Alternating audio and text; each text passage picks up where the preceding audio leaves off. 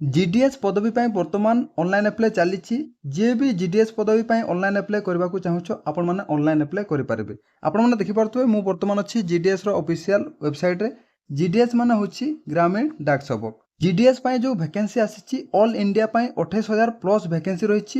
ତ ଆମ ଓଡ଼ିଶାରେ କେତେ ପଦବୀ ରହିଛି ଏବଂ କେଉଁ ସାର୍କିଲ୍ରେ ଆପଣମାନେ ଫର୍ମ ଆପ୍ଲାଏ କଲେ ସହଜରେ ସିଲେକ୍ସନ୍ ହୋଇପାରିବେ, ତା ସହିତ କେଉଁ ସାର୍କିଲ୍ରେ କେତେ ପଦବୀ ରହିଛି ଏବଂ ପ୍ରିଭିୟସ୍ ଇୟର୍ ଜିଡିଏସ୍ ପାଇଁ ଫାଇନାଲ୍ କଟ୍ ଅଫ୍ କେତେ ଯାଇଥିଲା, କେତେ ପରସେଣ୍ଟ ଥିଲେ ଆପଣଙ୍କର ଫାଇନାଲ୍ ସିଲେକ୍ସନ୍ ହୋଇପାରିବ, ସେ ବିଷୟରେ ଆଗକୁ ସମ୍ପୂର୍ଣ୍ଣ ଭାବରେ ସବୁକିଛି ଜାଣିବା। ଆପଣମାନେ ଭିଡ଼ିଓଟିକୁ ଶେଷ ପର୍ଯ୍ୟନ୍ତ ଦେଖନ୍ତୁ, ସବୁକିଛି ବୁଝିପାରିବେ। ତ ପ୍ରଥମେ ଜାଣିବା ଅନଲାଇନ୍ ଆପ୍ଲାଏ ଡେଟ୍ ବିଷୟରେ।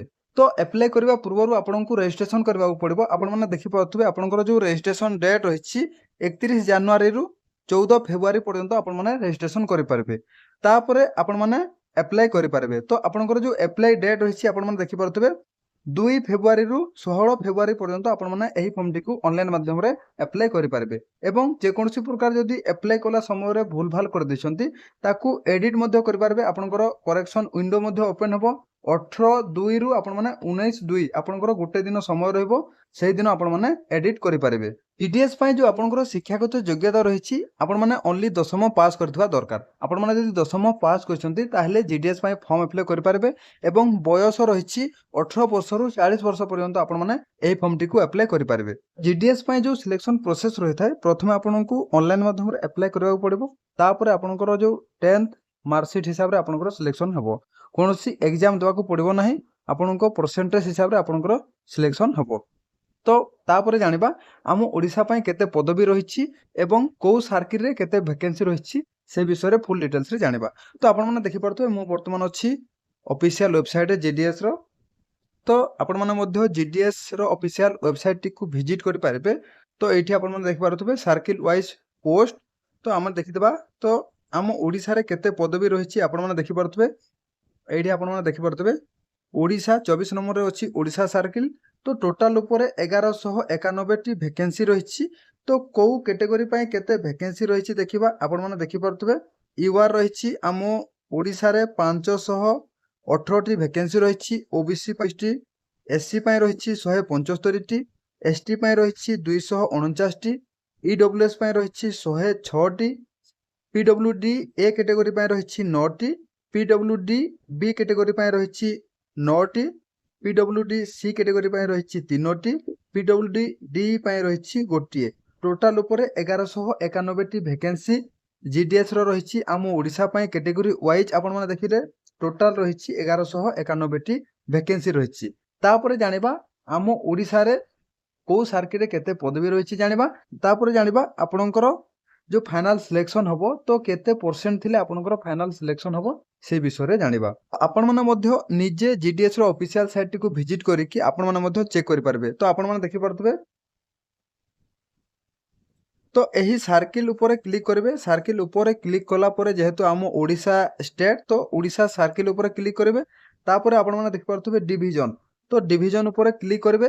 ତ ଡିଭିଜନ୍ ଉପରେ କ୍ଲିକ୍ କଲା ପରେ ଆପଣଙ୍କୁ ସବୁ ଡିଭିଜନ୍ ଏଠି ଶୋ କରିବ। ଆମ ଓଡ଼ିଶାରେ ଯେତେ ସାରା ଡିଭିଜନ୍ ରହିଛି ଆସ୍କା, ବଲାଙ୍ଗୀର, ବାଲେଶ୍ୱର, ବ୍ରହ୍ମପୁର, ବରଗଡ଼, ଭଦ୍ରକ, ଭୁବନେଶ୍ୱର, କଟକ, ଢେଙ୍କାନାଳ, ଯାଜପୁର, କଳାହାଣ୍ଡି ସବୁ ଯେତେ ସାରା ଆପଣଙ୍କର ସାର୍କିଲ୍ ରହିଛି ଆମ ଓଡ଼ିଶାରେ ସବୁ ଆପଣମାନେ ଦେଖିପାରୁଥିବେ। ତ ଏହି ସାର୍କିଲ୍ ହିସାବରେ ଆପଣମାନେ ଚେକ୍ କରିପାରିବେ ଯେ କେଉଁ ସାର୍କିଲ୍ରେ କେତେ ଭ୍ୟାକେନ୍ସି ରହିଛି ଏବଂ ସେହି ହିସାବରେ ଆପଣମାନେ ଫର୍ମ ଆପ୍ଲାଏ କରିପାରିବେ। ତ ମୁଁ ଗୋଟେ ଦେଖାଇ ଦେଉଛି ଆପଣଙ୍କୁ। ଏଇଠି ରହିଛି ବଲାଙ୍ଗୀର। ବଲାଙ୍ଗୀର ଉପରେ କ୍ଲିକ୍ କରିବେ। ଆପଣମାନେ ଦେଖିପାରୁଥିବେ ବଲାଙ୍ଗୀର ଉପରେ ଟୋଟାଲ୍ ଯେଉଁ ଭ୍ୟାକେନ୍ସି ରହିଛି 48ଟି ଭ୍ୟାକେନ୍ସି ରହିଛି। ତ ଏହି ହିସାବରେ ଆପଣମାନେ ଚେକ୍ କରିପାରିବେ ଯେ କେଉଁ ସାର୍କିଲ୍ରେ କେତେ ଭ୍ୟାକେନ୍ସି ରହିଛି। ଆପଣମାନେ ଦେଖିପାରୁଥିବେ ବ୍ରହ୍ମପୁର ପାଇଁ ରହିଛି ଟୋଟାଲ୍ ଉପରେ 47ଟି ଭ୍ୟାକେନ୍ସି ରହିଛି। ତ ସେହି ହିସାବରେ ଆପଣମାନେ ଚେକ୍ କରିବେ। ତାପରେ ଜାଣିବା ଆମ ଓଡ଼ିଶାରେ ଜିଡିଏସ୍ ପାଇଁ ଫାଇନାଲ୍ କଟ୍ ଅଫ୍ କେତେ ଯାଇଥିଲା ପୂର୍ବ ବର୍ଷ ସେ ବିଷୟରେ ଡିଟେଲ୍ସରେ ଜାଣିବା। ତ ଆପଣମାନେ ସମସ୍ତେ ଜାଣିଛନ୍ତି ଯେ ଏ ଯେଉଁ ଭ୍ୟାକେନ୍ସିଟି ରହିଛି ଏଇଟା ଷ୍ଟେଟ୍ ୱାଇଜ୍ ଭ୍ୟାକେନ୍ସି ରହିଥାଏ। ତାପରେ ରହିଥାଏ ସାର୍କିଲ୍ ୱାଇଜ୍।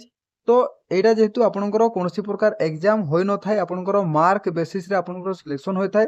ଯେହେତୁ ସାର୍କିଲ୍ ୱାଇଜ୍ ଆପଣଙ୍କର ସବୁ ଅଲଗା ଅଲଗା କଟ୍ ଅଫ୍ ଯାଇଥାଏ ତ ଆପଣଙ୍କର ଯେଉଁ ଡିପେଣ୍ଡ କରୁଛି ଆପଣ କେଉଁ ସାର୍କିଲ୍ରେ ଫର୍ମ ଆପ୍ଲାଏ କରିଛନ୍ତି ଏବଂ ଯେଉଁ ସାର୍କିଲ୍ରେ ଆପଣ ଫର୍ମ ଆପ୍ଲାଏ କରିଥିବେ ସେହି ସାର୍କିଲ୍ରେ ମ୍ୟାକ୍ସିମମ୍ କେତେ ପରସେଣ୍ଟ ବାଲା ସେହି ସାର୍କିଲ୍ରେ ଫର୍ମ ଆପ୍ଲାଏ କରିଛନ୍ତି ସେଇଟା ହେଲା ଡିପେଣ୍ଡ।